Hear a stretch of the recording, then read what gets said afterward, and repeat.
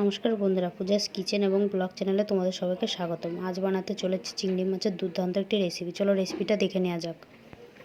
এখানে নিয়েছি চিংড়ি মাছ, নুন আর হলুদ মাখিয়ে নেব।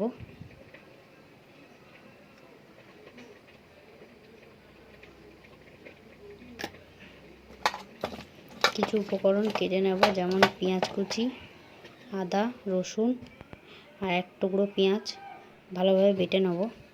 কড়াই বসিয়ে দিয়েছি, সর্ষের তেল দিয়ে দেবো। সর্ষের তেলটা গরম হয়ে গেলে চিংড়ি মাছগুলো এক এক করে সব দিয়ে দেবো। চিংড়ি মাছটাকে হালকা করে ভেজে নেব।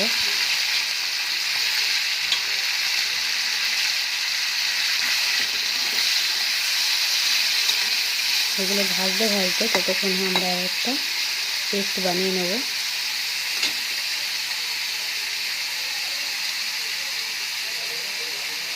দই আর কাজুর একটা পেস্ট বানিয়ে আলাদা করে রেখে দেবো। এখানে নিয়েছি কিছু শুকনো মশলা, যেমন শুকনো লঙ্কা, দারচিনি, লবঙ্গ, এলাচ। এই মাছ ভাজা তেলেই সব দিয়ে ভালো করে ভেজে নেব।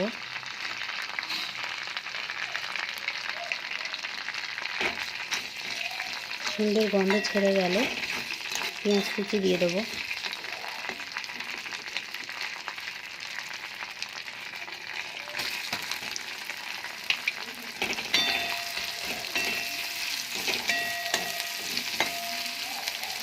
ভালো করে ভাজা হয়ে গেলে পেঁয়াজটা, আদা রসুনের পেস্টটা দিয়ে দেবো।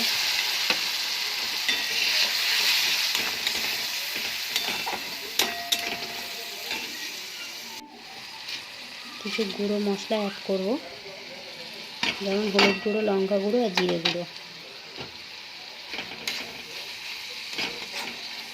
দিয়ে ভালোভাবে কষিয়ে নেব।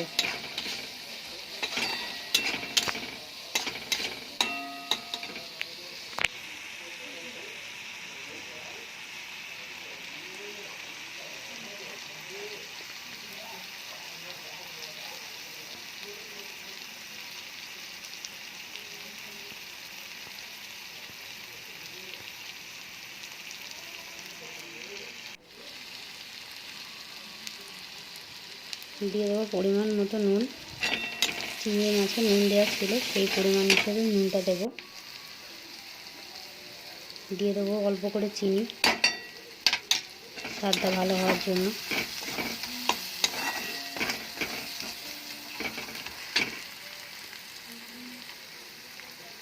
দেখো বন্ধুরা, মশলা দিয়ে তেল ছেড়ে এসছে। এবারে দিয়ে দেবো টক দই আর কাজু বাদামের পেস্টটা।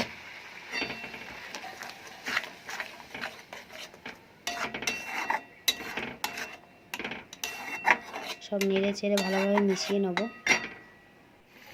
দেখো ফুটে এসেছে, চিংড়ি মাছগুলো সব দিয়ে দেবো।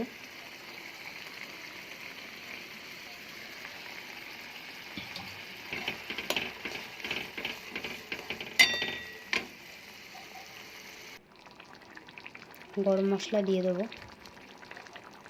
গরম মশলা দিয়ে নেড়ে চেড়ে আমাদের চিংড়ি মাছের রেসিপিটা তৈরি হয়ে গেছে। যদি আমার ভিডিওটা ভালো লাগে তাহলে লাইক, কমেন্ট, সাবস্ক্রাইব করে দেবেন।